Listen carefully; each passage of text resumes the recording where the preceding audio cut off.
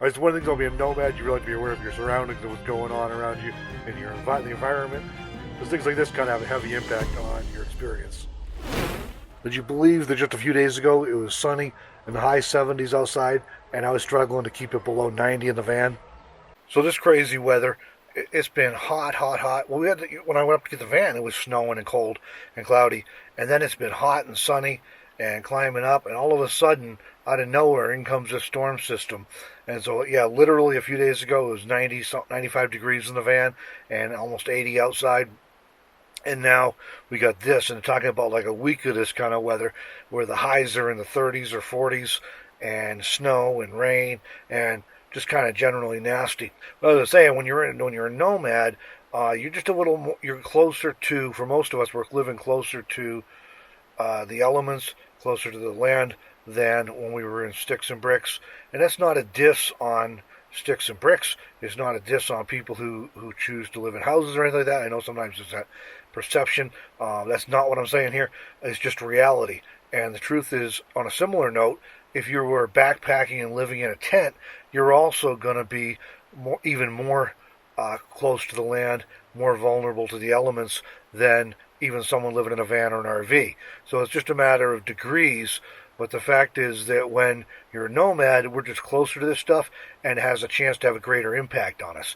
So, for example, if I'm in a house or in an office building, I look outside, oh, wow, that's weird. Yesterday it was sunny and warm, today it's snowing.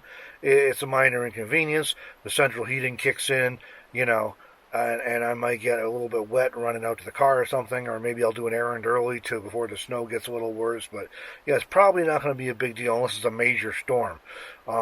Well, when you're in a van or an RV, especially if you're not so much an RV at an RV park plugged in, but if you're boondocking in an RV or if you're in a van, any other small vehicle, and all of a sudden you get caught in this kind of a thing, it's like, you need to figure out how you're going to have heat, or if you're going to have heat, how you're going to stay warm and dry, and if you're boondocking, this kind of weather can leave you stranded because the roads may become impassable, your campsite may become muddy, your vehicle could literally get enough rain on the dirt, your vehicle could sink in the ground. I've heard of that happening, and you just get stuck without even trying to move.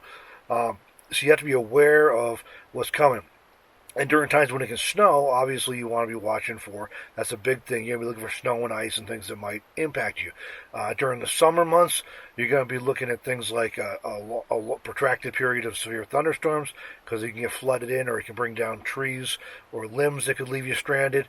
And also forest fires. We had one scare a couple years ago. Fortunately, it was nothing, but the fire was actually in Montana, but we hadn't been able to find any information about it. All of a sudden, the horizon's getting hazy and smoky, and it's coming our direction. You can smell wood smoke. Because we actually had to track down a ranger to get some information. We were camped in a remote area, and probably nobody even knew we were there. We were over in the Barrett Lodge Mountains over in northeast Wyoming, and, so we were able to find out that it was far enough away it wasn't going to be an issue, but we didn't know that at first.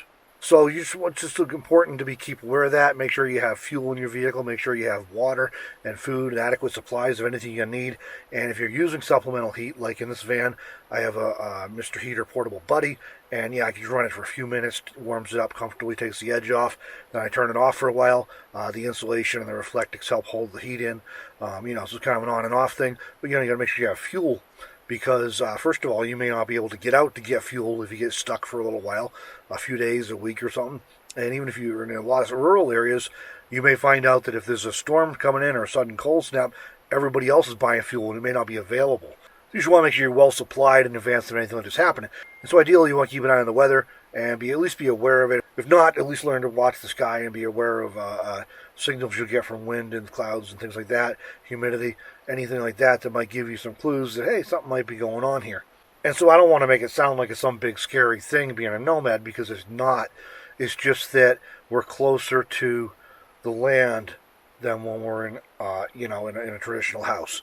Just like the backpacker sleeping in a tent is closer to the land than we are in a vehicle, in a van or an RV. First of all, it allows you to remain safe, and secondly, it helps make sure that you can remain as comfortable as possible during these things that happen, because weather happens.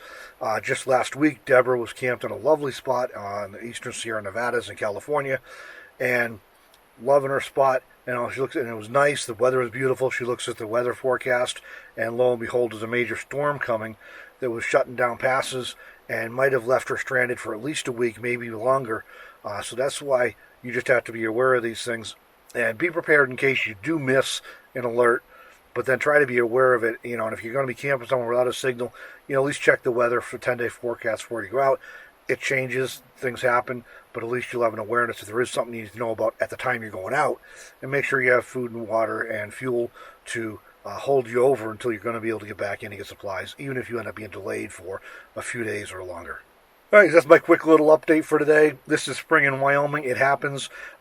Funny thing is, my folks are coming out in a few weeks in June, and back over the winter, my mother had asked me, said, we're thinking about these dates in May, which was about mid-May, or like the first week, second week of June, and which would be better. I'm like, well, you'll be okay in mid-May across the plains and into Wyoming, but you just never know. So if you have a choice, the June date would be safer.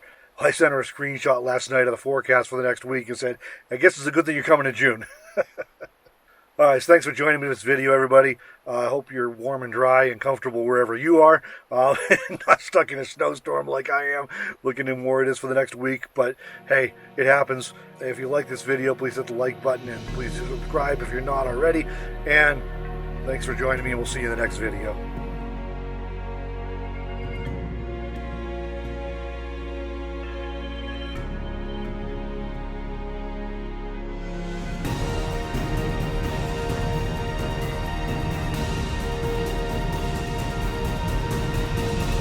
You just want to make sure you're well supplied in advance of anything like this happening. And so ideally you want to